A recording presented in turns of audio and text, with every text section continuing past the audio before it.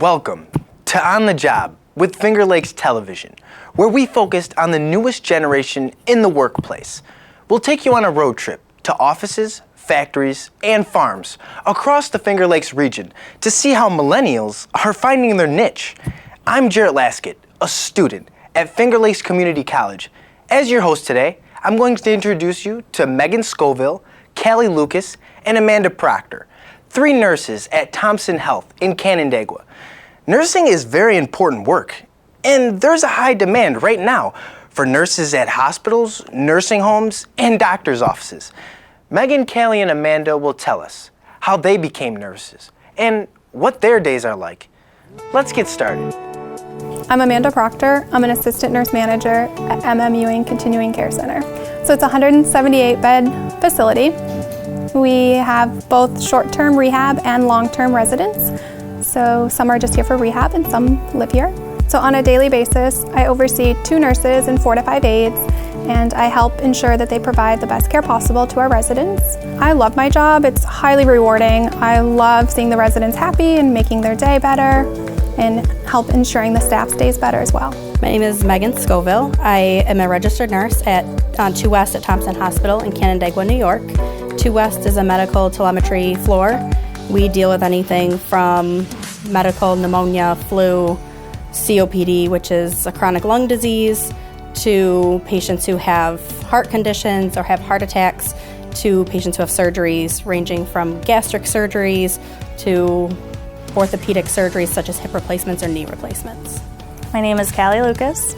I work as a registered nurse at Thompson Health in Canandaigua, New York on the telemetry med-surg floor. I also have my Bachelor's of Science of Nursing. I just acquired my Master's of Science in Nursing.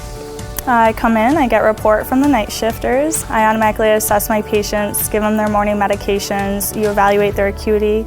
If anything urgent is going on, which it always seems to happen bright and early in the morning, we notify our hospitalists, which is the other term for the doctors who are overseeing the patients here in the hospital. And then we kind of go from there. It's a constant change of orders, acuities, you get admissions, discharges, rehab patients, so it's quite a versatile job. I like that I'm constantly on my toes and I'm constantly moving. It makes the 12 hours go by fast. Our 3 nurses had very different paths to their jobs. Megan entered a nursing program right out of high school, but faced some struggles. Amanda started at an entry-level job and worked her way up to more advanced positions. That also led to steady raises. Callie, well, she originally wanted to be an archaeologist. We'll start with her story. So I come from a family where they all are in healthcare, minus I think my father. So that very much was an influential part of my decision, but also just growing up, I always seemed to be around people who always happen to be in a moment of crisis. So I realized I just wanted to learn how to take care of those people and kind of be helpful. And it was very much satisfying to get the degree and do that. It was kind of a sudden decision. I actually wanted to be an archaeologist. And then one day it just kind of hit me. I was like, you know what, I think I want to be a nurse. My mom was so happy. She's a nurse herself, obviously. And I went and actually decided to get my associate's degree first, which is a registered nurse. I got that. It's a 2-year program. And then I decided to come back to the area where I started working at Thompson. I got my bachelor's while I worked here full time. I did that through St. John Fisher, and then I decided to continue on. I got my master's through Fisher as well. So I live by myself. I take care of all my bills and everything like that, and the nurse's salary suffices. So as an RN, I would say with each degree that you get, you obviously get a pay increase. I think it's an appropriate reflection of your degree. With my bachelor's, it's more leadership focused once you get your bachelor's in nursing, so you gain more responsibilities, you're able to critically think a little bit more. As when you acquire your associates, it's very much the hands-on, nitty-gritty skills of nursing that you're learning. With my master's, I just graduated in December, so that will be as a nurse practitioner. So I got into healthcare after my brother had a fairly traumatic car accident. He was actually at Strong for about 6 months, and then St. Mary's Brain Rehab Facility for another 3 months. And I really appreciated all that the nurses did for him and the extra care that they provided for us as a family, the support. And that really made me want to pursue a career in healthcare. So I started as a CNA, a certified nursing assistant, while I took my prereqs for nursing school. I kind of just took it one step at a time. I enjoyed being an aide, but I wanted to do more, so I went to LPN school. And then I enjoyed being an LPN, but I thought I could do more, so that's when I pursued RN school. I'm not sure at the moment that I'll go on for more, but I may later in life. So I entered healthcare because my sisters are both nurses. When I was in high school, I really wanted to specialize in special education. And I think somewhere along the way I just realized, and I know this may not sound great, but the money doesn't compare. And so nursing was another way that I could maybe work with the population I wanted to, which was children.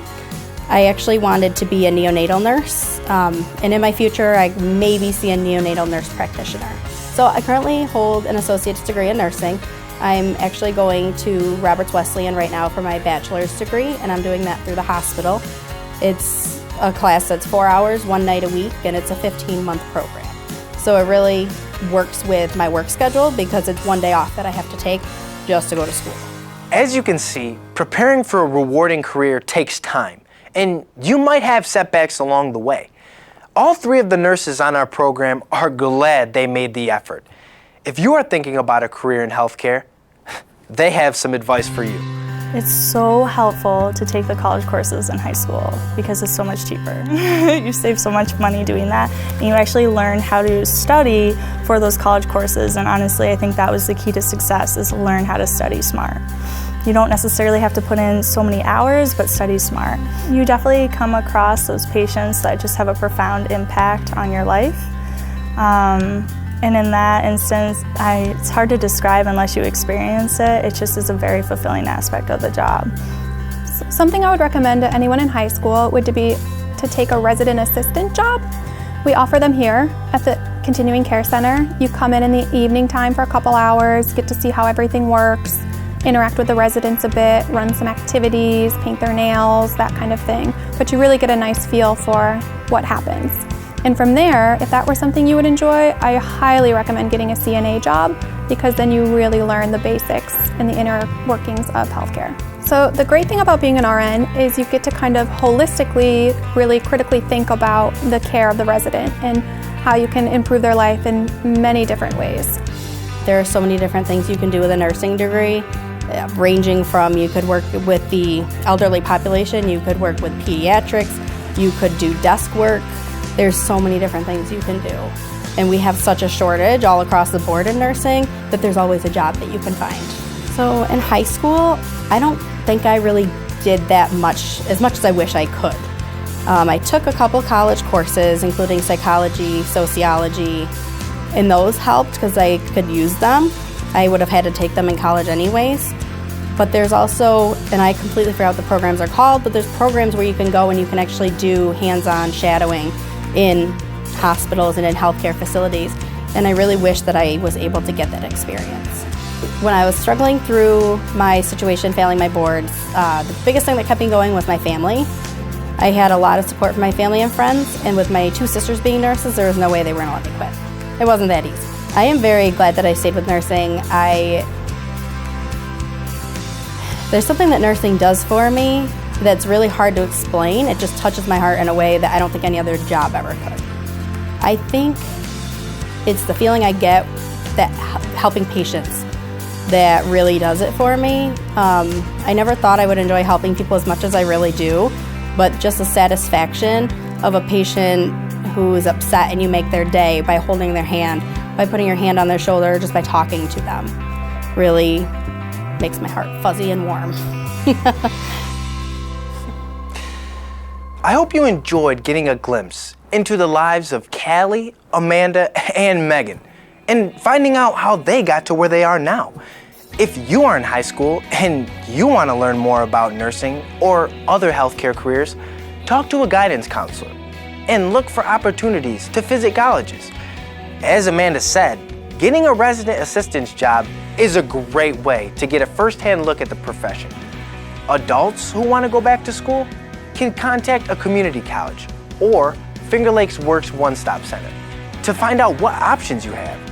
Finger Lakes Works has career centers in Geneva, Hopewell, Waterloo, Lyons, and Penn Yan.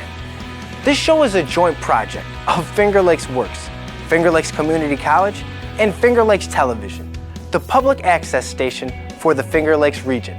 I'm Jarrett Laskett, and thank you for watching. Please be sure to join us for the next episode of On the Job with Finger Lakes Television.